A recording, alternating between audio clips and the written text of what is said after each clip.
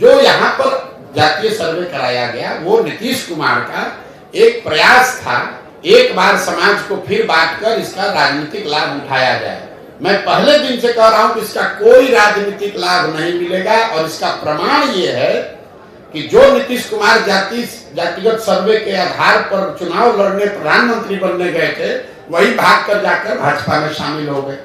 तो अगर जातिगत सर्वे का चुनावी फायदा होता तो नीतीश बाबू भागकर भाजपा में क्यों जाते? इसका कोई चुनावी फायदा नहीं है। एक और जो महत्वपूर्ण बात है जातिगत सर्वे, सबसे महत्वपूर्ण बात, जातिगत सर्वे जो बिहार में आया वो आपको क्या दिखाता है? जिन जाति समूहों के वंचित होने, पिछड़ा होने की बात पिछले 40-50 साल में कही जा रही है, उन जातिगत समूहों की आर्थिक, सामाजिक, शैक्षणिक स्थिति में कोई सुधार नहीं हुआ है। ये नीतीश लालू जी ने जमीन पर पड़े हुए कीचड़ को अपने मुंह में लगा लिया। अब सवाल ये होना चाहिए कि भाई 30-32 साल से जिन जाति समूहों के नाम पर आप राजनीति किए, जिनको बल देने, आवाज देने, शिक्षा, रिजर्वेशन देने के नाम पर आप गद्दी पर बैठे, उनकी स्थिति तो बदली नहीं। तो इतने दिन से तो आप सबको बेवकूफ बना रहे थे और उनकी हकमारी की किसने? पूरे बिहार में 32 साल से राज कौन कर रहा है? लालू कर रहे हैं, नीतीश कर रहे हैं। तो किसने इसको रोका है कि मुसलमानों को, पासमंदा समाज के लोगों को आप गृह मंत्री बना दीजिए?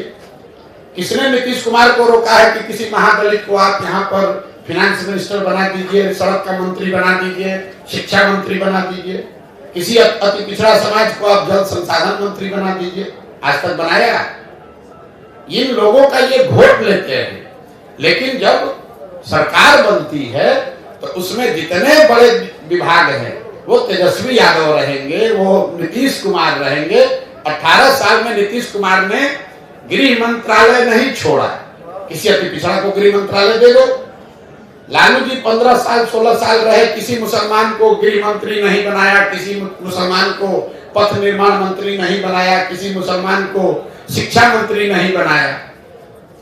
तो ये तो बेवकूफ बनाकर वोट लेने की बात है। और जातिगत सर्वे के आधार पर इन लोगों ने ये दिखाया, ऊपर वाले ने इनके हाथ से ही करवा दिया कि देखो तुमने इन समाज के लोगों का एक्सप्लॉयटेशन किया, इनको बेवकूफ बनाया, इनके लिए किया कुछ नहीं।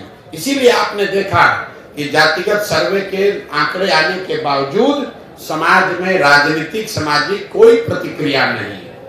बिल्कुल लोग शून्य हैं उससे। लोग मालूम है कि बेवकूफ बनाने का प्रयास कर रहा है।